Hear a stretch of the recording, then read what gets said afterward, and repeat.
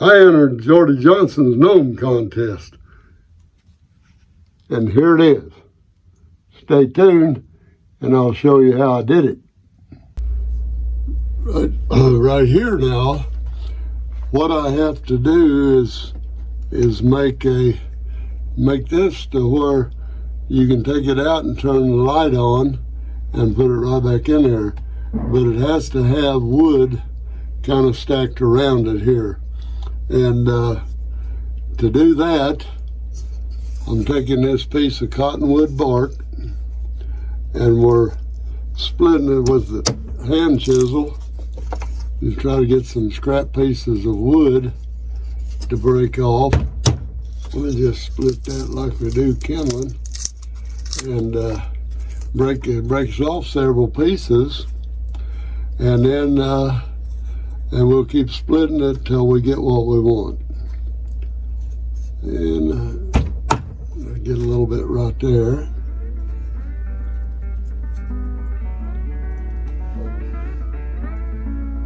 And I think that would work. Yeah, we can put super glue right in there, and that would be one of them.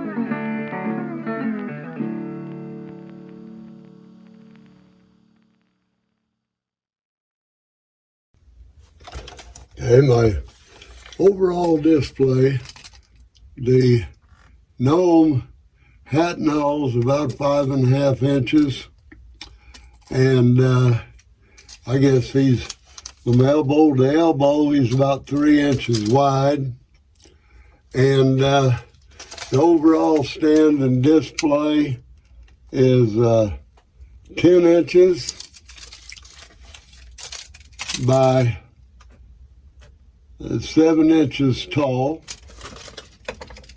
It's about 8 inches deep this way.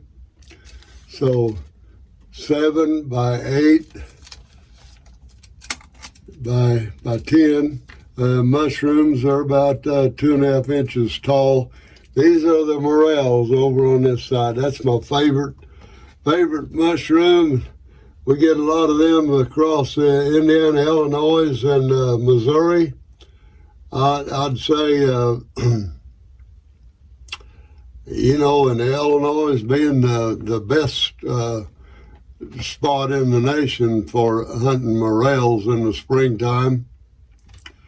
Now this one here, just a weird looking mushroom. He's about 3 inches tall too, but he's got a cap on him. He's a different kind of mushroom, and if I'm not mistaken, I wouldn't want to eat one like that. You know, he's got underneath of them kind of looks like that, and they're known to be poisonous to me. I wouldn't know about one like that. I wouldn't be wanting to. I wouldn't be tempted to eat it. But now we got a cave back in there, and let's see, he's back there, and you can kind of see that cave. Now what I made this for is the far here. Let me get it held up there right. The far can be taken out here, and that little slug there in the middle here is a guide that tells you what where he goes back in there. Now I've got some thick rubber that's glued to the bottom here that holds some of my wire in place, and this rubber kind of keeps that flame, which is a tea light, battery operated tea light, but it had to be removed so you get in here and turn it on and off. It's one of those flickering tea lights, and we're going to see what that looks like in a minute. But I fixed that to where you see it's got the wood burner going, and he kind of fits right in there, and that puts him back in place there, and it'll kind of snap right in there where it belongs. And it's got a pile of wood around it. It's all ready to burn. And the gnome, now he's standing there by the fire like so. Now where there's a fire, you ever held out in the cold, got a fire, then what you do, you stand there and you warm up one side and your backside gets cold. What he does then, he turns around and he warms his backside, so he can stand that way, or he can pivot around and get himself warm any way he wants to go. He pivels around on a little dowel that's stuck down in the bottom there, and if we take a look at that, he can come off, and got a little dowel that he sits down on that keeps him from toppling over. And I guess that's about it. I think we're ready to go in and kind of take a look at what it looks like when all the lights are on. And I'd say it'd probably be done. He's got a wood spirit right up in there, if you can see him. And I think we'll be able to see him.